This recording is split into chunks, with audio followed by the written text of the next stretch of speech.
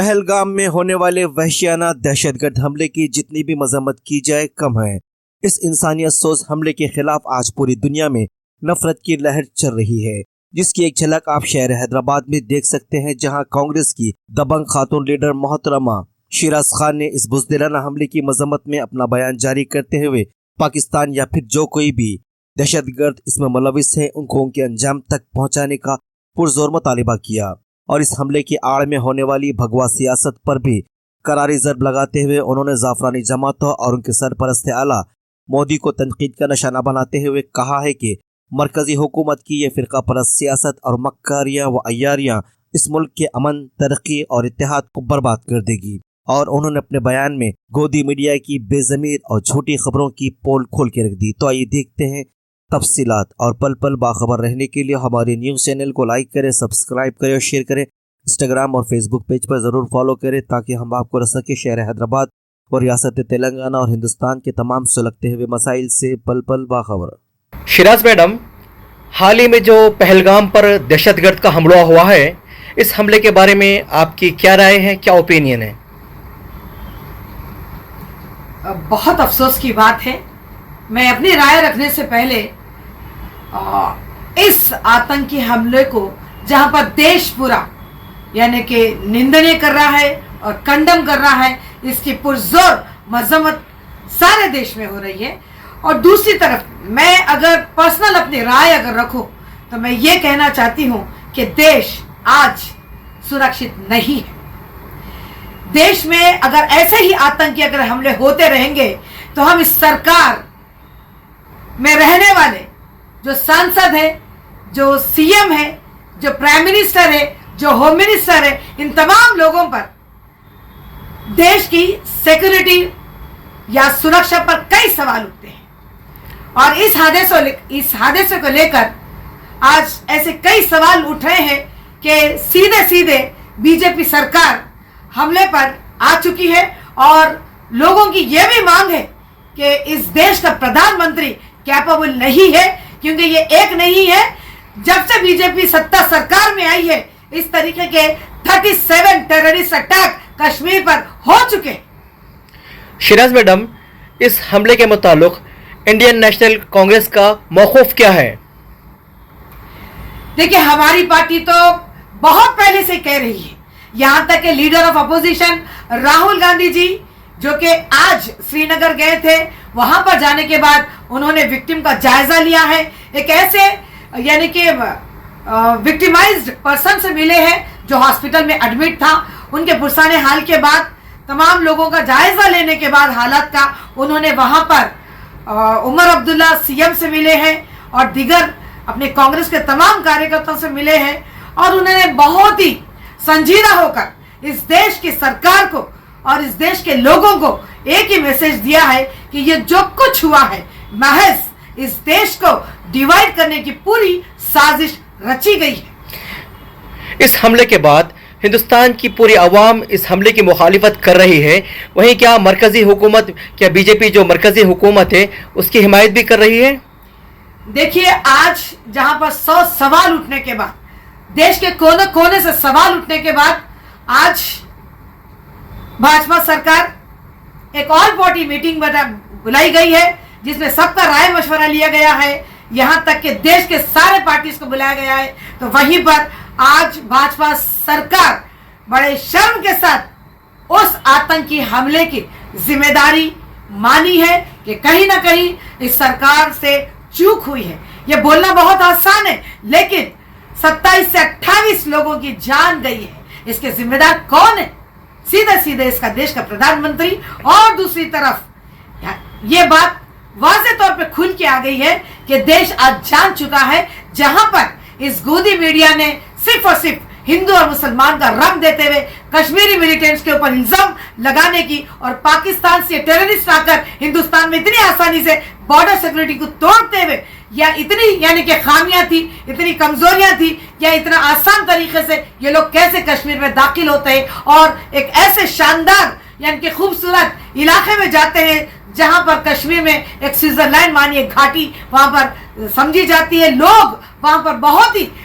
खूबसूरत नजारों को देखकर लुत्फ उठाने के लिए आते, और वहीं पर हम क्या देखते हैं, एक एक लोगों की चीख हमें सुनाई आ रही है कि किस तरीके से वहां पर नाम यानी कि पूछकर या कलमा पढ़कर यानी कि ये बातें आ रही है सामने के मारा गया है। लेकिन दूसरी तरफ तमाम के तमाम टूरिस्ट जितने भी थे वहां पर अपनी जान बचाने के बाद एक से एक वीडियो वहां पर जाहिर कर रहे हैं, एक्सपोज कर रहे हैं कि ऐसा कोई माहौल नहीं है, और इस देश में प्रोपेगेंडा फैलाने का काम को रोक दीजिए, और इस देश का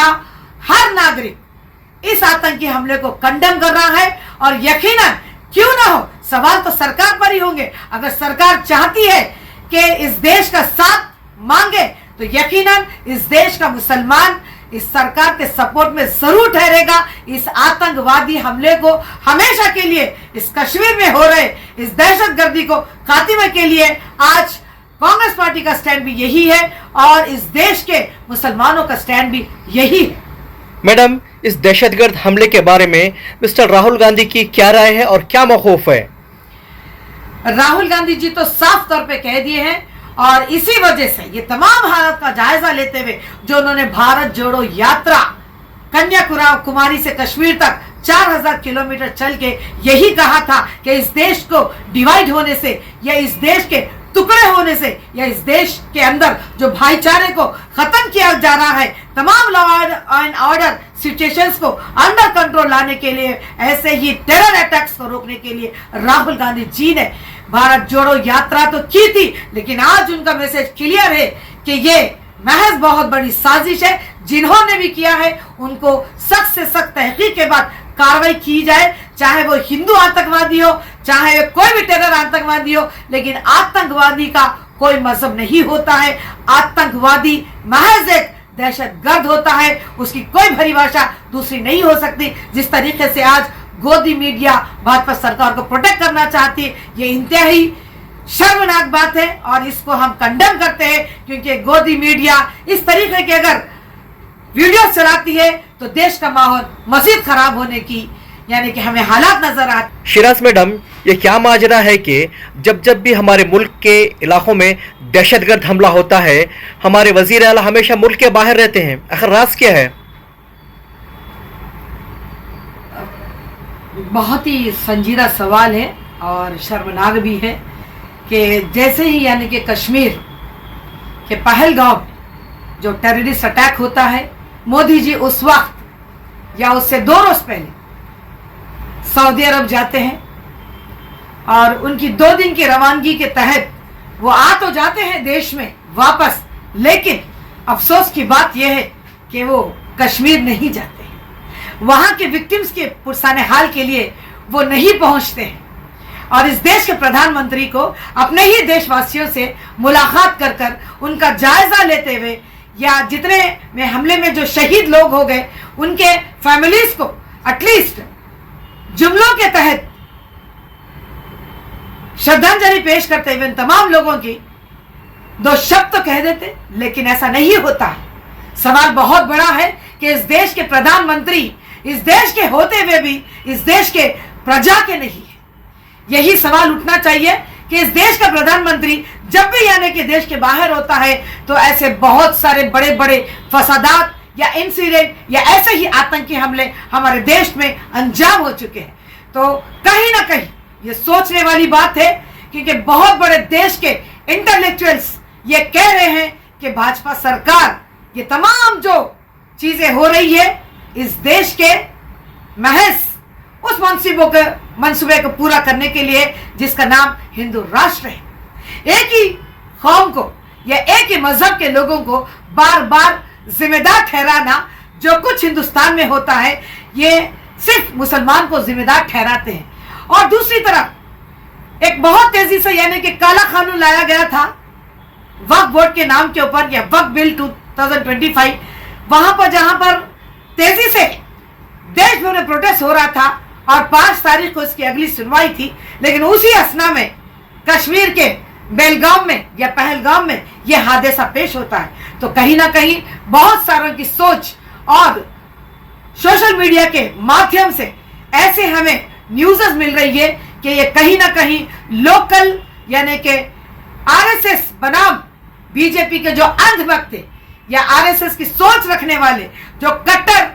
हिंदू हैं, जो मुसलमानों के दुश्मन हैं, इस देश में मैं खुले तौर पे कहना चाहती हूँ, ये इस्लाम और मुसलमानों के दुश्मनी ये काम कर सकते हैं जहां पर नाम लेकर यानी कि नाम पूछकर मारा गया था या गोलियों से भून दिया गया था। ऐसे हालात में इस देश के प्रधानमंत्री को कश्मीर में होना चाहिए था, लेकिन वो कश्मीर आने की बजाय अपनी वही पॉलिटिकल रैली को सजाते हुए बिहार में एक मंच को साझा कर रहे थे और हंस हंस कर ठेके लगाकर नीतीश कुमार जी से आने वाले इलेक्शंस के लिए उस मंच से अपने ही वोट का पोलराइजेशन करते हुए वोट की अपील कर रहे थे आने वाले चुनाव के लिए। तो क्या इस देश का प्रधानमंत्री ऐसा होना चाहिए? कितने सवाल हम कई बार कर चुके हैं कि इस देश के प्रधानमंत्री को महज अपनी ही सत्ता संभालने का शौक है, चाहे वो सत्ता या उनका वोट बैंक, चाहे वो हिंदुस्तान के शहीदों की लाशों पर ही क्यों ना मांगा जाए। लेकिन आज लाशों के ऊपर सियासत कर रही है बीजेपी सरकार को इस देश को समझने की जरूरत है, क्योंकि अगर आप नहीं समझेंगे तो इस देश में आज जो माहौल बिल्कुल शुरुआत में है, कल ऐसा ना हो कि देश भर में ये तमाम हालात हिंदू मुसलमान में कत्लेआम होना शुरू हो जाएगा। लिहाजा मैं अपील करती हूँ इस देश के तमाम नागरिकों से और अपोजिशन पॉलिटिकल पार्टी से कि इसको हमको रोकने की जरूरत है। और रोकने से मुराद यहाँ पर एक ही सवाल उठ सकता है कि मैं यहाँ पर चंद्रबाबू नायडू और नीतीश कुमार, जो कि ये दोनों ने भाजपा सरकार को तीसरी बार सत्ता में आने का मौका दिया था, सरकार चलाने का मौका दिया है, तो लिहाजा ये दो वही लोग हैं जो मोदी को सपोर्ट करे थे। अगर आज ये दो लोग अगर इस मोदी सरकार की साजिशों भरी पॉलिटिकल सोच के ऊपर अगर हमला नहीं करे, अपने बैसाखी का सहारा नहीं खींच लिए, तो ये आगे जाकर देश बहुत खतरनाक मोड़ लेने वाला है। तो लिहाजा मेरी हाथ जोड़ के अपील है कि चंद्रबाबू नायडू और नीतीश कुमार जी जितना जल्दी हो सके